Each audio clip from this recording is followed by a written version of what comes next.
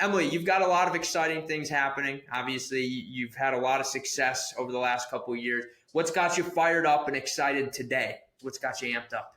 So what's got me amped up right now is the thing I've been preparing to do by trying to pull out of the litigation world, which is I really want to start in the next 6 months or so building a specific service for small employers to deal with not only the legal questions around employment issues, but there's a lot of expertise out there that a small business owner doesn't access when they're in the middle of freaking out over a problem employee.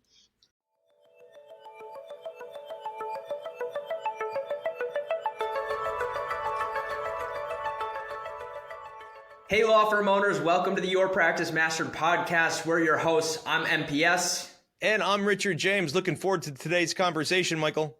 Me too. And we're joined by attorney Emily Smith-Lee. Super excited to have you on here today, Emily. Thank you for joining us. Hey, Michael. Hey, Rich. Great to be here. Great to have you on. I'm excited. Not only are you a good friend and a captain in our program, and you lead many of our you mentor members, but you're also a past EAY finalist in your own right, which means you've had success. For those who don't remember around here, EAY stands for All Attorney of the Year, and Emily is a finalist. But this isn't going to be about us or Partners Club, but this is going to be about you today, Emily. So, Michael, why don't you start into that conversation? Well, I think that's the best way to start, is learning a little bit more about Emily. So, Emily, why don't you just kick it off? Let's break the ice a little bit. What's something that others may not know about you? What's one thing that other people may not know about you? I like the way you ask that question. Sometimes it's asked, what does nobody know about you? There's very little nobody knows about me. But I guess, so when I graduated high school, I didn't go straight to college. I worked all summer at a gas station and saved money and took off in a car with a tent and a camping stove, 95 cans of canned goods, and drove across Canada till I ran out of money. Wow. And had to get a job. Why 95? Was it like all you could get, or did you think that you needed 95, like one per day for 3 months or something? You know, honestly, I remember the number specifically, but I have no idea. And what kind of car was this? It was a bright yellow Pontiac Le Mans, I think. No. Nice. A Pontiac Le Mans. I love it. You could see it coming in the middle of the night. That's great. And did you, I assume, did you burn more oil than you did gas on the way? I mean, is that kind of how, because my 1960 Rambler burned equal amounts of oil and gas. That's kind of how it went. It wasn't that bad. It wasn't that old a car. Okay. So okay. It was all good. Well, you're a lot younger than I am, so that, Not a lot. Not even a little. That's great. So, wow. And where did you get to in Canada? Well, I got all the way across Canada and down the West Coast and landed in San Francisco. Okay. Wow. And then I spent the rest of the year working in San Francisco.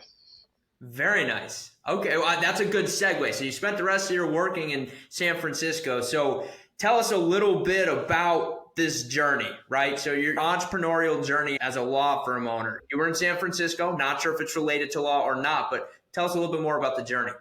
Yeah, I may jump over a few years. There were a few wandering around years in there.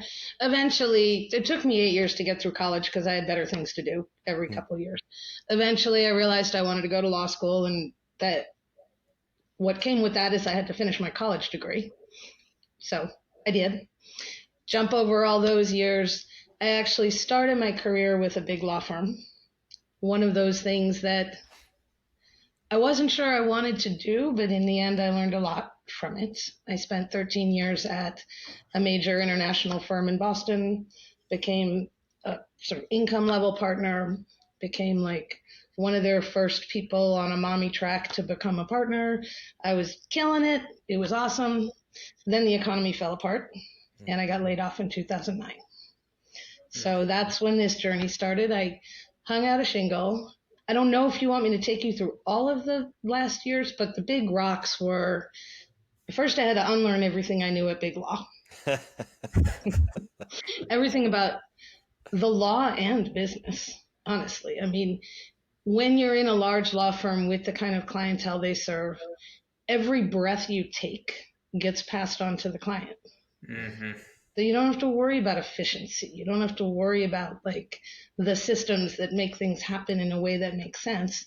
you just spend your time doing your things and people pay you for it. It's kind of bananas. Wasn't like that when I hung out my own shingle. So actually, the first couple years were the most profitable years I've ever had because I had some leftover cases from my old firm. They were excited because I cost half as much as I did the week before, and I didn't have to pay anybody anything, right? It was me and an internet connection and a telephone. And then when I started to actually develop my own clientele, that's when all the hardship starts, right? Because it's too much work for me. I need some help. Suddenly I have help. I got to pay them. I got to figure out how to manage them. So without all the details, big picture, we grew too fast. We joined forces with another small firm. And suddenly there we were with 9 attorneys and an amount of staff that I remember. And it looked like we were making all kinds of money, but it was all disappearing. Right. Hey, I want to settle on something real quick because you said, I don't want to miss this. So you said, got out of big law, acquired these clients because they were all of a sudden going to have to pay me half as much as they were going to pay before. So being a lesser expensive option was a part of your initial unique competitive advantage. Would you agree with that? I would, but it had an expiration date. Right. Sure. It had an expiration date because these were relationships I already had. The kind of people who go bring their business to a large law firm are not the kind of people who are looking for a small suburban practice. So it worked out great for the relationships I already had, but it wasn't going to sustain a practice. Why do you think the when you joined forces with that other firm because you grew too fast and you were looking to pick up capacity, why do you think there wasn't enough profit at the end of the week, month, whatever? Why do you think you were going real fast, but you weren't profitable? What is there a key driver there? Oh my, so many. So many. Neither of us, my former partner or I, really had any discipline or experience in thinking about the math, the numbers. We were lawyers. We go do lawyer things and then people pay us for it. That's how it works, right? That's how it worked at big law. But when you start throwing into a mix of contingent fee practices, a mix of hourly practices, a clientele that does eventually run out of money, that was one part. The other part, I guess the lesson learned in this chapter is more of a good thing is not always a better thing. And more of a thing that was a mixed bag to begin with is kind of a catastrophe. And we were just kind of doing the more. I don't know. I remember you had a multitude of practice areas when I first met you, if I remember correctly. Correct. Yeah. So you had a multitude of practice areas. So because you were progressing on the journey there and you guys combined forces, and would you say that the growing fast, or too fast, I should say, was kind of that big setback where you took a big valuable lesson and were able to move on? And look, there's so many of those in business. We all know that, right? Or was there another point in that journey where you're like, no, this was kind of the big low point, the setback. This is where we learned a super valuable lesson. What was that for you? In that period of time, let me take that question apart in my head for a minute. So the growing too fast for sure, but it was the growing on quicksand. I couldn't have woken up in the middle of the night and told you how what do you say, Rich, how the cow went through the pasture for every single practice area in that firm. And nobody else was interested in learning how to do that and understanding it. So when we sort of reconstituted smaller that year, we were down to 3 practice areas, half the number of people. I'm not going to say we immediately figured all that stuff out, but at least it was a limited number of rivers to chart. But what was the moment that you looked in the mirror, Emily, and you said, I need to be, nobody else wants to do this. Somebody has to, it's going to be me. Like, I'm smart. I can figure it out. Like, what was that moment for you? I know you said this is not about you, but it was about the time I started looking for help. Okay. I started looking around for like who can help a lawyer figure out how to do this business thing. And the reason I say that is not just to suck up to you, Rich, but because it was coming back from the first set of experiences to my partner and starting to try to implement things and starting to try to pull him along on that river that just, it made everything fall apart in a good way. Okay. I don't know if that's me looking in the mirror, but that was kind of the No, chicken. no. Yeah. Okay. So you started looking around, Michael. It sounds like you were searching, and then you found it. So it leads us to what? What was that thing, Michael? Yeah, I mean, I guess this hand in glove. What was your breakthrough moment? Like, when did the light bulb go off and things took a turn for you? So in terms of, I'm sorry, I have so many failures and light bulb moments. I just want to make sure I'm on the right one. That's okay. That's right. So in relation to the firm, Yeah. where was that light bulb for you? That we went from a foundation of quicksand to starting to build a sturdy foundation. It was about in that moment where everything was falling apart in my partnership. It was, when I think I had been afraid to rock the boat until we had this sort of conflict around it. And then the words came out of my mouth, maybe we should just divide up the practice areas. And I hadn't meant to say that. But then I went home and I thought about it, and it just, that moment where you say something you're not really sure you believe, and then you start imagining what it might look like. Yeah. And I started having this feeling like, well, I could do that. Right? I could work. You're like, okay, I can envision myself doing that, and that maybe seems like it makes more sense. Okay, so you went on a search, you came into our world, fine, got it, thank you for the credit, but at the end of the day, you had to do the work. So what was that big, like, maybe was there not a big, but was there something you learned in our world being surrounded by your peers that was one of the first action steps you took that seemed to really move the needle for you? Yes, in fact. So at the beginning, I was doing the modules, right? Like I was big on this. I'm going to pay as little amount of money as I can to all the people who want to sell me stuff. And I'm going to learn how to do it myself. And, I get that. Sure. I was raised East Coast German, man. I get it. I mean, Dutch Pennsylvania. I'm pay as little back in the day. Let's get as much as we can for as little possibly spend. I get that concept. So I mooched off you guys for a little while, and then somebody convinced me to come to an event, and then I agreed to join. The moment I'm thinking of when you asked that question is the first time I did a hot seat at an event. Oh, right. And I proudly, I don't even remember what I was asking for help with, but I was proudly presenting all of the things and our numbers and whatever. And a member came up to me at the break and just very bluntly said, "How do you make payroll?" And I was like, damn, you're right. Good question. So did that become and honestly, did that become was that the earmark for you? Make sure there was enough money for payroll, or, what was it how did you go about starting that? Like if somebody's listening to this, they're like, okay, Emily, I got it. You're on this journey. It was a hot mess. You took the lessons from big law, try to apply it to the little law. It didn't work. You got into a partnership that up. Okay. You had this epiphany that there was something that was missing on the, but what was it? If you're talking to that person, what's the first thing you would have them do? So the first thing that I think I hadn't done until we had that sort of epiphany was just really ask yourself whether you need all the people in the world that you have in your world. Right? That was a big pain point. But the other thing is we'd never really figured out sales. We'd never really figured out leads. So with the ability to focus a little more narrowly on a few practice areas, we were able to do things like write a couple books, put some lead magnets out there, figure out how to track that stuff. That was probably the first big rock. So those start coming in. So that's great. And that's fantastic. And we feel very proud of ourselves. And then we got to do all the work.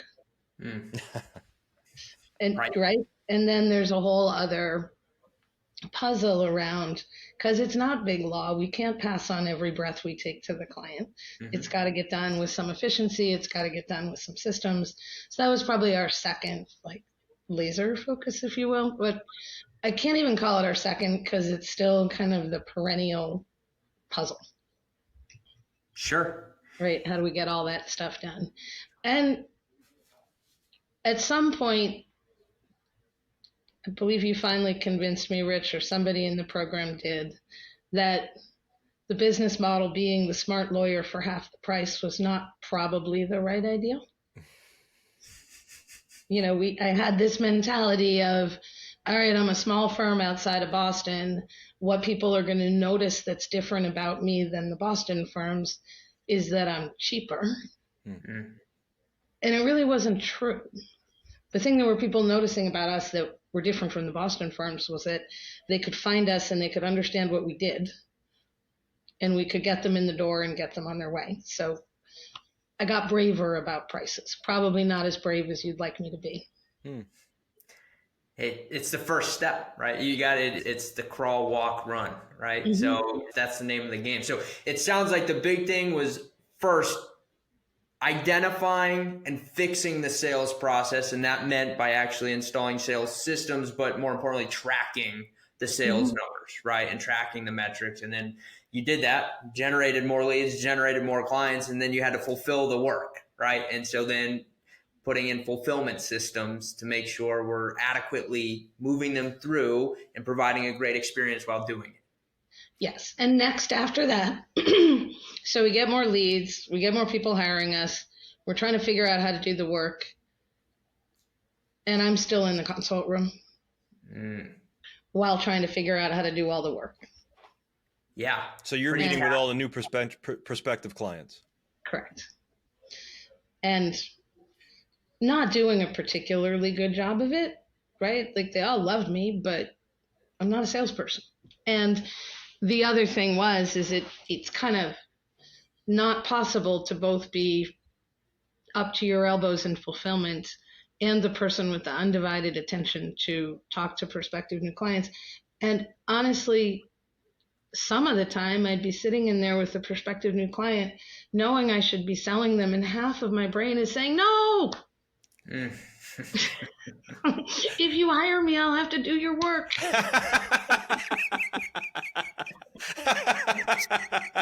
I don't think I ever said those words out loud. Sure. It's not from a I don't want to do your work. It's that we're drowning in the word you have, and so the salesperson is sell, and the operations farm is going, hold on, we can't keep up, and the sales is going, go get more people to keep up because I'm going to keep selling. And when you got both sides of your brain, by the way, I'm right now, like I'm the first time in my career, I'm a salesperson. Those who listen to me long enough should know by now I'm a salesperson. That's what I do.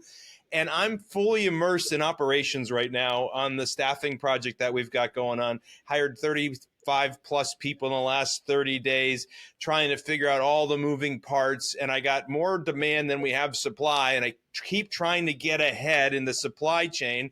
And every time I do, Michael goes, sell something else. And I'm like, slow down. I got to catch up. Like literally yesterday, I begged them. I'm like, can we please turn off the ads? Can we just please turn off the ads? I need a week. Matter of fact, I'm going on vacation next week. So like I need 2 weeks because I need to get ahead of this thing. I just hired 6 people. Let's get them in. Let's get them trained. Let's get the inventory, lousy word, but let's get the inventory where it needs to be. So I understand, like there is a real battle that goes on in your head, but you don't want that to be in the consult room. No, and so 2018, we jumped off the cliff and hired a non-attorney salesperson. And was it perfect right away? No, but did it change everything really, really quickly? 100%. Both in terms of, what you would measure as hard sales numbers, but the amount of my time that I could control suddenly mushroomed. Crazy, right? Right. Michael, isn't that sales role, it's so reactive. It's reactive. It's one of the most on-demand roles in a firm because you've just always got to be on, right? You got to be on. You got to be open, available, have the capacity to take consults. And then when you're in consults, you got to be on, right? You got to be actually running the structure, running the system, closing the deal. It's just reactive. And so it's very difficult to balance the consult room and everything else. Doesn't provide a lot of room for creativity. No. Which is what a lot of attorneys like to be. They like creative solutions to the problems, right? But we don't believe in that. And so, you end up with this robotic. Like I remember talking to one attorney, and he said he heard what Michael had to say about how he should build a structure, and he goes, "If I have to do that in the consult room, I'll quit," because he goes, "That sounds so boring." He goes, "I like going in the consult room and I like hearing their challenges. I like coming up with these creative strategies and working with them and like giving them advice and then let them know how smart I am." He didn't say that, but theoretically, let them know how smart I am. And so they hire me because I'm so intelligent and I've got a grete plan for them. And that's why they hire. Like, yeah, that's not the right way to do it. Right. And so you And has discovered that person since figured out that he can do all of those things after somebody pays the firm money for him to do that? Right. Of course. Everybody figures it out at some point, but everybody at different points. I do want to address something. So I just want to point out for those who are listening, because I know we talked about the doldrums, and I appreciate you being so transparent and open and vulnerable about the fact that you've had challenges with the business, because I know you're wickedly intelligent and highly talented attorney, and you couldn't be that unless you were wildly good, smart, and you had good grades and you had good acumen. And attorneys by nature don't like getting things wrong, but in business, failure is rewarded because you learn from it and you pick and move on. But I do want to point out your successes, because I think when I met you, we'll just speak employment law cases alone, maybe you had 8 or 9-ish, 10-ish cases a month. Is that right? Sounds about right. It's been a long time. It's been a while. And I think like last month, is it in the 40s-ish, something like that? For over the last year, it's been between upper 30s to 40 new cases a month. We're carrying about 200 because they don't all open and close at the same time. Right. And so I know you said that in itself comes with its challenge. But, kudos to you. Congratulations. Absolutely. Right? Thank you.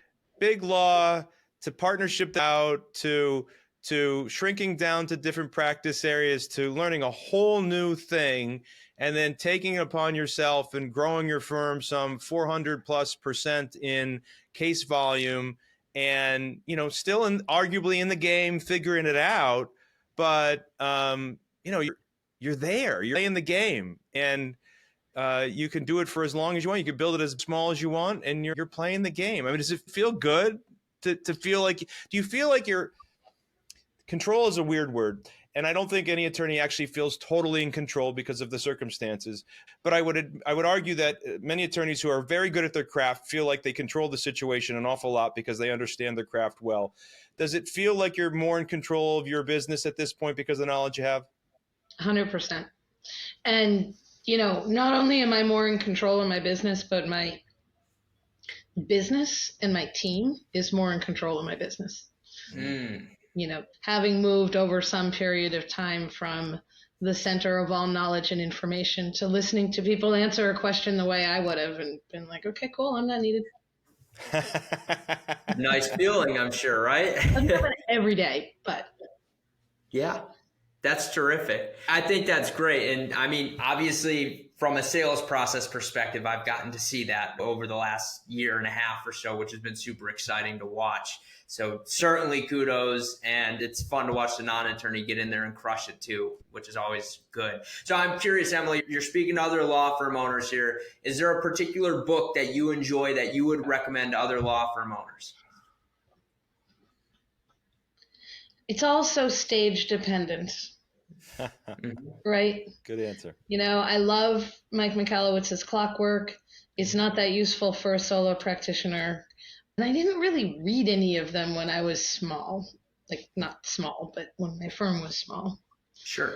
I would say I'm a huge fan of Mike Michalowicz's. I would read any of that. I really enjoyed sort of Cialdini's persuasion work, not because I love sales as much as you guys do, but because, the more I listen to this stuff, for attorneys out there, don't kid yourself. Everything you do is a version of sales. And by that, I don't mean closing the deal. By that, I mean persuasion. You're moving your clients through a process. You're moving your team through a process. So I guess it's not a perfect answer, but there you go. No, it's a great answer. That's Very the first powerful. time somebody pulled up Cialdini. That's good. I like it. Yeah. Yeah. And I think what you said is spot on. Everything in life, I believe this is sales in some way, shape, or form, right? It may not always be closing the deal, but certainly persuasion. So I think that was well said. And for the attorneys listening, I think that's definitely a very valuable lesson to pull out of this. Emily, you've got a lot of exciting things happening. Obviously, you've had a lot of success over the last couple of years. What's got you fired up and excited today? What's got you amped up? So what's got me amped up right now is the thing I've been preparing to do by trying to pull out of the litigation world, which is I really want to start in the next 6 months or so building a specific service for small employers to deal with not only the legal questions around employment issues, but there's a lot of expertise out there that a small business owner doesn't access when they're in the middle of freaking out over a problem employee. So I'm sort of jazzed about building that out.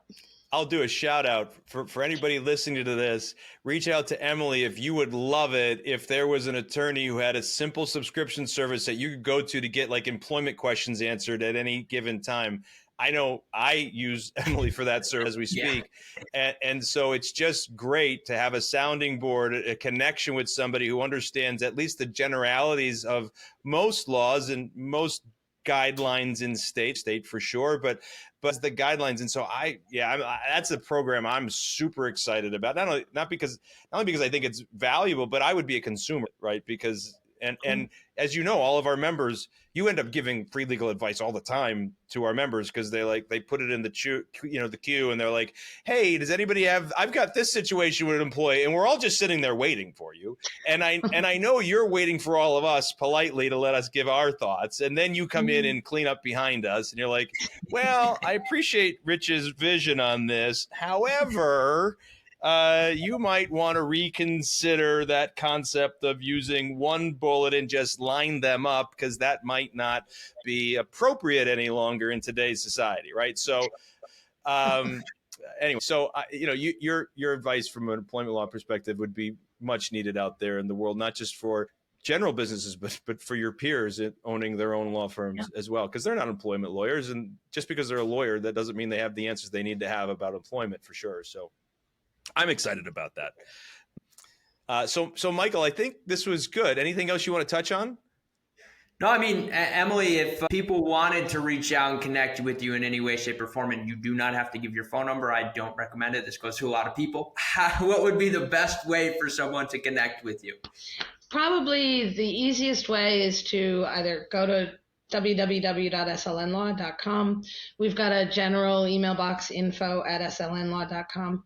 That gets enough eyeballs on it to get to the right people. For Perfect. sure. Yeah.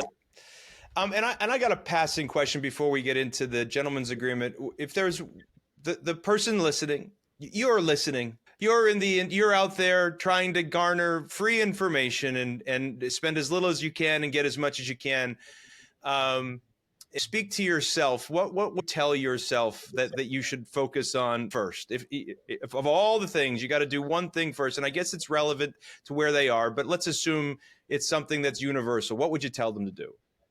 Ask yourself honestly if what you're doing in the practice of law is something you love. That's not the mathematical answer, but no, that's fine. And be honest about your numbers. Don't be vain about how many clients you have if you're waking up in a cold sweat every 2 weeks when it's time to do payroll.